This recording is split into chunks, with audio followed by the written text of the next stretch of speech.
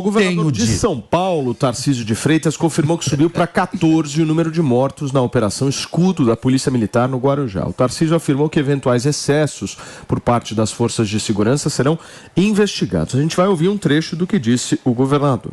Agora fica sempre essa narrativa de que há excesso, há excesso, há excesso. Se houver excesso, nós vamos investigar. Porque tudo está sendo investigado, né, pelo DEIC, pela própria Polícia Militar. As imagens, né, as câmeras corporais estarão anexadas nos inquéritos, né, para que, se houver algum excesso, a gente, porventura, puna, né, porque a gente não vai tolerar excesso, a gente não vai tolerar desvio de conduta. Agora, vamos ter respeito também pelos profissionais que estão trabalhando pela nossa segurança pública. E aí, Jotinha, como é que você está vendo a postura do Tarcísio? Ontem nós entrevistamos aqui o secretário Derrite, que foi bem na entrevista, né? Senti ele bem firme, assim, esclarecendo o ponto de vista e não entrando, né, Maninho, naquele discurso do bandido bom é bandido morto. Não, ele deixou claro uma questão mais técnica, da necessidade da estruturação da polícia. Eu achei bacana. Foi retilíneo, foi firme, e o único excesso que eu tenho a assistir a condução do governo à frente desse caso é excesso de orgulho. Excesso de orgulho do posicionamento da segurança pública, excesso de orgulho do combate à criminalidade, porque é esse pulso firme, Paulo, que tem que ficar transparente não apenas para a criminalidade, mas também para a população. O que a gente vê muitas vezes são os nossos representantes, muitas vezes, com medo de se posicionarem, porque tem medo da galerinha que vai ficar, exatamente, os direitos humanos, mas eu posso apanhar daqui, eu posso apanhar de lá, mas o que a gente está vendo da população é um apoio massivo nessa condução. Tem pouquíssimos parlamentares da dita patotinha que até mesmo eles estão com medo de repreender o próprio governador, né? E o próprio ministro Flávio Dino disse que a ação foi proporcional ao crime, né? Deixou isso claro. E eu acho que um ponto fundamental é o seguinte, é claro que o Estado precisa ser sempre limitado em sua atuação pela lei. E isso precisa ficar muito claro. A polícia é agente da lei.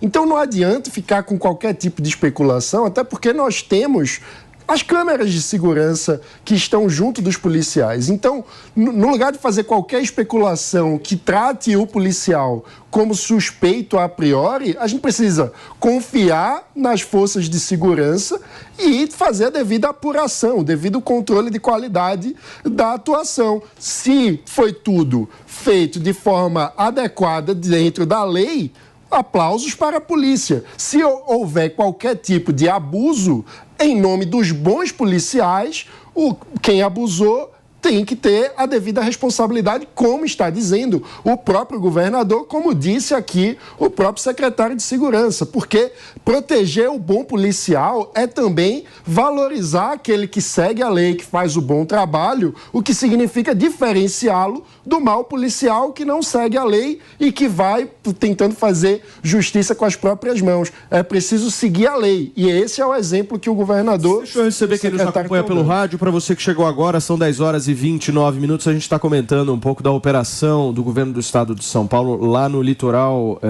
na Baixada Santista, aqui em São Paulo, e o próprio governador confirmou 14 mortes depois dessa operação.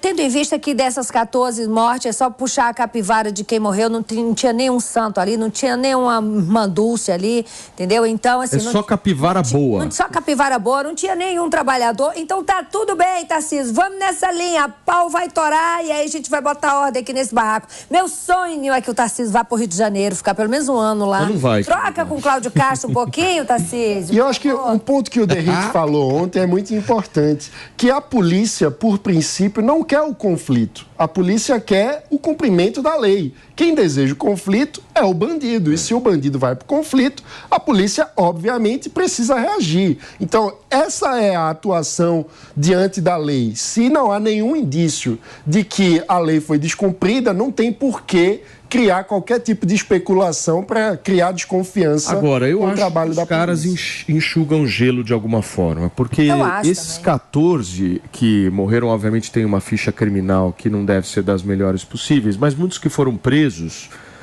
já estão soltos, meus amigos. Daí me fala disso que eu vou ficar revoltado, não quero ficar revoltado, vou mudar de assunto. Eu só tô olhando aqui as meias. E aí olha aqui a competição, olha, Paulo.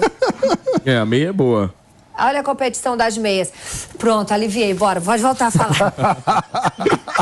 Porque o que eu tô falando, Antoninho, é o seguinte: os caras vão lá, prendem, tem um puta de uma estrutura, uma operação e tal. Depois de 2 semaninhas, o cara, na audiência de custódia, tá liberado. Isso é uma incoerência da forma como o Estado brasileiro está desenhado. Porque a responsabilidade da gestão da segurança pública é do governo do Estado. Mas ele age de acordo com o arcabouço jurídico, que acaba estando concentrado em Brasília. Ou seja, o processo, o que é crime, o que é que não é, tudo isso fica concentrado em Brasília. A gente precisava ter uma reforma do Pacto Federativo para que os estados, que são responsáveis pela gestão das polícias, possam também ajustar a legislação de acordo com a realidade de cada estado. Então, a forma como o processo ocorre, o tipo de velocidade do processo, a quantidade de recursos, o que é crime, o que não é crime, tudo isso, na minha visão, deveria voltar para o âmbito. Que eu tenho é que esse pai d'égua de Brasília não tem família, não tem filho, não tem... Acabou de chegar uma informação para mim que a policial que foi alvejada